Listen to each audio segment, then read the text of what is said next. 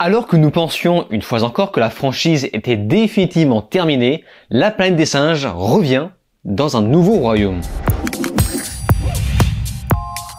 Salut à tous, c'est Vince sur Plottail, mais on se retrouve une nouvelle fois pour parler d'un film américano-australien du nom de La planète des singes, le nouveau royaume. C'est réalisé par Wes Ball, qui, souvenez-vous, était à l'origine de la trilogie Le Labyrinthe, qui était pas si mal d'ailleurs, hein. Alors certes, je doute qu'il arrive à la cheville de Matt Reeves, quoique, parce que ce dernier n'était pas aussi expérimenté avant d'arriver à The Batman, mais soit je pense qu'il y a beaucoup de bonnes choses à prendre avec Wes Ball. Alors je pense que vous l'avez compris, mais il s'agit en fait du quatrième opus de ce soft reboot qui fait suite à Supremacy. Mais surtout, il s'agit du 10e film de La planète des singes, inspiré du livre de Pierre Boulle, décidément Boulle. Et de mon côté, pour vous donner très rapidement un aperçu, j'aime beaucoup le premier film, beaucoup moins le remake. Je n'ai jamais vu les suites de l'époque et j'adore la dernière trilogie. Voilà, comme ça c'est clair. Et pourtant, il y avait de quoi avoir peur car le premier volet de cette nouvelle trilogie était sorti pour matcher à cette mode fatigante des films basés sur les origines de chaque franchise. Mais quel pied! Les films de Matt Reeves pour moi offraient une valeur sûre pour le nouveau film The Batman. Bref, je pense qu'il me faudrait une vidéo tout entière pour vous parler de la trilogie, donc autant passer directement au vif du sujet qui est le nouveau royaume. Mais avant ça, je vous rappelle une fois encore que mon dernier podcast, La propagande dans les jeux vidéo, est disponible sur mon Patreon, en lien en description ou encore en commentaire épinglé pour ceux qui ont la volonté de me soutenir financièrement. Sur ce, voyons si ce nouvel opus envoie du boudin.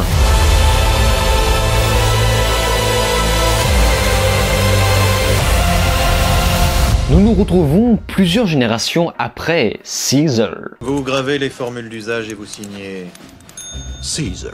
Où les singes dominent la Terre. Du côté des humains, les valeurs sont inversées, et ils deviennent à leur tour les sauvages. Et c'est durant tout ce temps qu'un tyran va naître pour créer un royaume, imposant aux petits clans à se soumettre. C'est donc le jeune Moa qui, en s'émancipant, s'opposera à tout ça. La planète des singes, le nouveau royaume, c'est pour moi une présentation efficace de l'univers et de sa dangerosité en guise d'introduction. Lors du premier quart d'heure, on a tout compris à l'environnement, les différents pièges ou même encore le fait d'apprendre à apprivoiser la nature pour survivre. Juste après cette intro, nous allons directement saisir l'enjeu qui devient de plus en plus palpable et ça ne rend l'ensemble que plus immersif. En effet, c'est le premier tiers du film qui s'avérait tangible et solide. On a une vraie proposition d'épopée pleine d'aventures, mais qui malheureusement s'essouffle quelque peu par la suite. Il m'est souvent arrivé de voir une sorte d'impression de déjà-vu, étant donné que les précédents films ont déjà tout donné. La planète des singes, le nouveau royaume devient un peu plus long par moment. Je sais que les gros blockbusters ont ce besoin absolu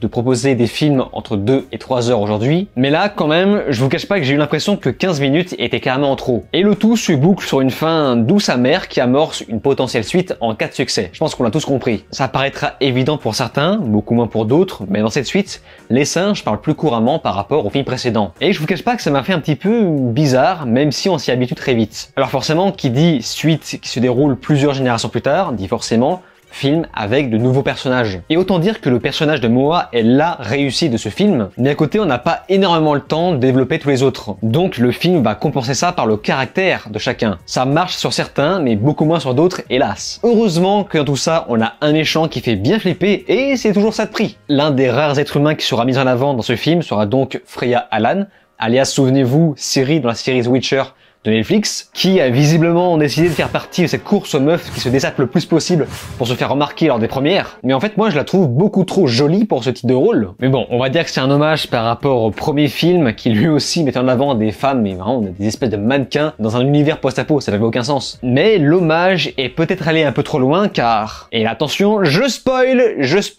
et je ne mets pas de timer à l'écran parce que ça va durer que quelques secondes.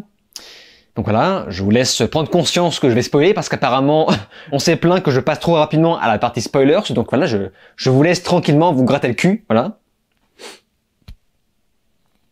Je spoil, hein.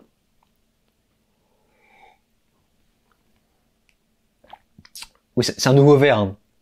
et j'en suis très fier. Bref, à la fin, on a Ciri, oui, je suis désolé de l'appeler comme ça, qui retourne dans son abri de gonzesse. Parce que oui, en fait, il y a que des gonzesses, enfin, il y a que des meufs mannequins, vraiment hyper bien foutues, et je ne sais pas comment elles ont fait pour se reproduire comme ça sur plusieurs générations. Voilà, une petite partie spoilers extrêmement intéressant, j'espère que vous avez kiffé. Bref, plus sérieusement, la réal est très simple mais efficace. Je n'en demandais pas plus pour cette suite que je n'attendais de toute façon pas beaucoup. Il y a certains moments où c'est plus que correct, et j'ai vraiment senti que ce réalisateur était voué à s'améliorer par la suite, surtout si on lui laisse la saga entre ses mains, et je pense que ça sera le cas. En tout cas, si cette suite fonctionne au box-office, et j'ai bon espoir. Les scènes d'action sont nombreuses et vachement intenses, la caméra ne bouge pas dans tous les sens. Et je sais que certains jugent les mouvements d'une caméra qui bouge dans tous les sens comme quelque chose qui se veut dynamique, ça je le comprends, mais la lenteur des mouvements de caméra de ce film colle parfaitement avec l'aspect lourd et pâteau des singes. D'ailleurs, en parlant des singes, alors certes, les effets spéciaux n'égalent pas Avatar 2, mais je trouve que le résultat est saisissant. Le regard des primates fait très humain, tu sens qu'il y a la motion de capture par derrière, et bien que ça devrait être considéré comme un atout, j'avoue j'ai trouvé ça aussi perturbant que le fait de les voir parler presque normalement. Mais disons que ça aussi on s'y fait. Je n'ai rien à dire par rapport aux décors qui se veulent post-apocalyptiques. Franchement, ça le fait. La direction artistique est bien alléchante comme il le faut, même si certains environnements m'ont fait un petit peu moins frissonner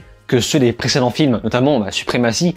C'était impressionnant. Mais on peut noter aussi les costumes, notamment du camp ennemi, là, le royaume. Très stylé. Il y a une fusion étrange entre un Moyen-Âge et un style barbare. On est clairement dans une transition entre le monde d'avant et le monde d'après. Les musiques de leur côté sont extrêmement épiques et efficaces, mais malheureusement pas très marquantes pour autant, et c'est bien dommage. C'était donc La Planète des Singes, le nouveau royaume, et franchement, je n'attendais rien de ce film, car j'ignore jusqu'où est censé aller cette saga, mais une chose est sûre, j'ai passé un très bon moment, même si comme convenu, il n'arrive pas à la cheville de Matt Reeves. En revanche, cette suite est suffisamment solide pour remplir convenablement le contrat demandé pour un 4e opus. Mais ça évidemment, c'est juste mon avis, donc n'hésitez pas à me faire part du vôtre dans les commentaires, j'y porterai attention. Avant de nous quitter, je rappelle une fois encore que mon Patreon est disponible en description, encore en commentaire épinglé, qui vous donnera accès à mon dernier podcast, La propagande dans les jeux vidéo. Autrement, abonnez-vous à ma chaîne YouTube, là pour le coup c'est gratuit, et retrouvez-moi sur les réseaux en cliquant sur le lien Linktree. Sur ce, on se laisse ici, je vous dis alors ciao, et